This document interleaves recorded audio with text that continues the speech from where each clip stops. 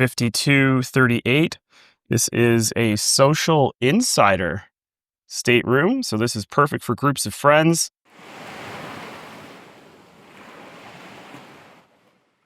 It has 4 single beds, couple bunks. Really like that. It's cool.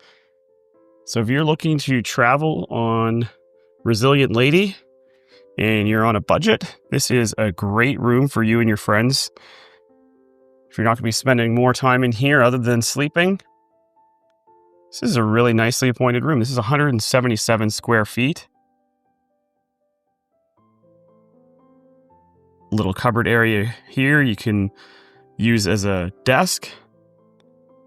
That tablet there controls everything in the room, from ordering room service. Also has the temperature controls. Going to take a look at the washroom now. Everything that you need in here. Toilet. Rainwater shower head. Handheld nozzle. This is a social insider cabin.